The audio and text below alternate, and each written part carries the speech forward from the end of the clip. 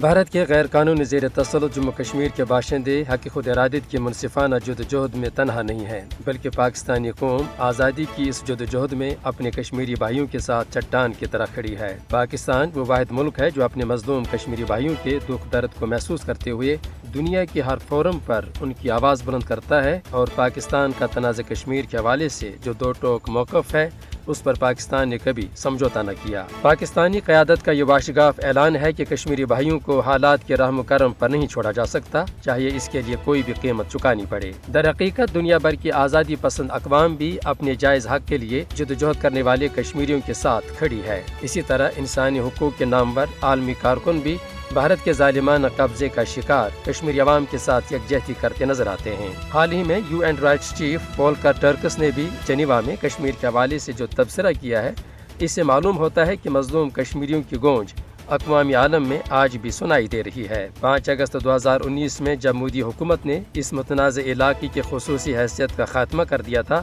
اس وقت بھی عالمی سطح پر بھارت کے ان ناروا اقدامات کی مذمت کی گئی تھی۔ اس امر میں کوئی دو رائے نہیں ہے کہ آرٹیکل 370 کے خاتمے کے بعد کشمیریوں کی ابتر حالت زار کو اقوام عالم میں محسوس کیا جاتا ہے، اور انسانی حقوق کی بین الاقوامی تنظیموں نے مقبوضہ جموں کشمیر میں قابض بھارتی فوج کے ہاتھوں جاری انسانی حقوق کی سنگین خلاف ورزیوں سے متعلق کئی رپورٹیں بھی جاری کی ہے۔ بلا شبہ کشمیری عوام نے اپنی سرزمین سے بھارتی جبر کے خاتمے کے لیے قربانیوں کی ایک لازوال تاریخ رقم کی ہے۔ یہ قوم اپنی آزادی کے لیے آج بھی پرعزم ہے، اور اللہ تبارک و تعالیٰ کی تائید و نصرت سے کشمیری قوم اپنی جدوجہد میں ضرور سرخرو ہوگی۔ رسوائی ظالم کا مقدر ہے۔